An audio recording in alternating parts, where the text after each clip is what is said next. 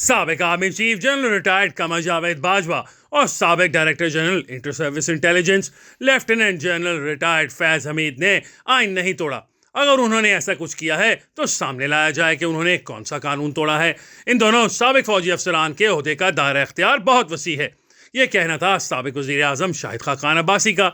निजी news channel समा के प्रोग्राम दो टोक में गुफ्तगू करते हुए शाहिद खाकान अब्बासी ने कहा कि वफाकी वजीर दिफा ख्वाजा आसिफ ने साबिक आर्मी चीफ जनरल बाजवा और साबिक DGISI फैज हमीद को पार्लियामेंट में बुलाकर इनसे वजाहत मांगने और इनके एहतसाब के लिए करारदाद पेश करने की बात एक टेलीविजन प्रोग्राम में की।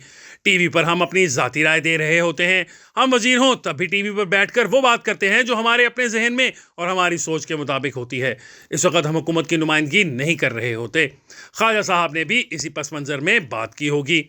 उन्होंने मजीद कहा कि अगर हुकूमत ख्वाजा साहब के मुतालबे से इत्तफाक करती है तो इस मामले में किसी को जनरल बाजवा और फैज हमीद के खिलाफ शिकायत दायर करना पड़ेगी कि इन दो अशखास ने मुल्क का फलां कानून तोड़ा है।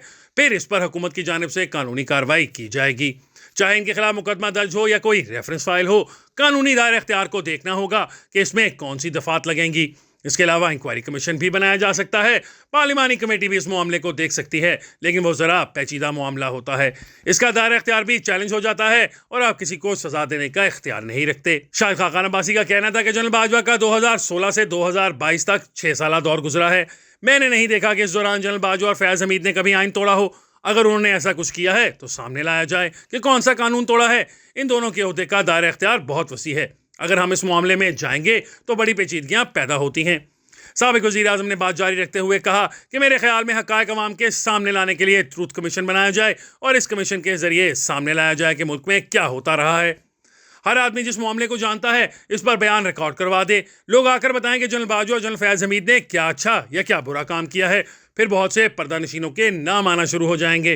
पूरे मुल्क में हलचल मच जाएगी। हर कोई एहतसाब की बात करता है, मगर मुल्क की 70 साल तारीख में यहाँ कभी किसी का एहतसाब नहीं हुआ।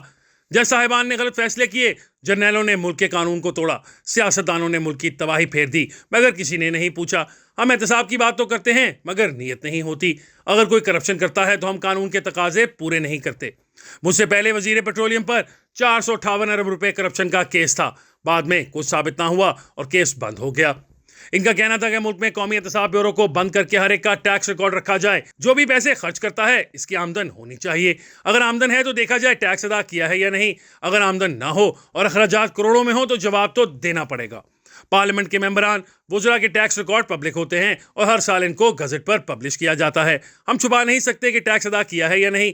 लिहाजा अगर मैं टैक्स नहीं दे रहा या कम दे रहा हूं और अखराजात लाखों करोड़ों में जाते हैं तो मुझे जवाब तो देना पड़ेगा। मौजूदा काबीना में दो अहम वजारतें मुस्लिम लीग नून को ना मिलने के हवाले से सवाल किया गया, तो इस पर शाहिद खाकान अब्बासी का कहना था कि मौजूदा काबीना में नए लोग भी हैं। मोहम्मद औरंगजेब की बतौर वजीर खजाना तैनाती पर तनकीद मुनासिब नहीं। जो दो लोग इन वजारतों में आए हैं वो भी नून लीग के ही हैं। अगर पार्टी में काबिल लोग ना हो तो बाहर से लोग लाए जा सकते हैं। जिन लोगों को काबीना में लाया गया है वो काम करें। अगर ये लोग काम न करें तो इनको निकाल दिया जाए।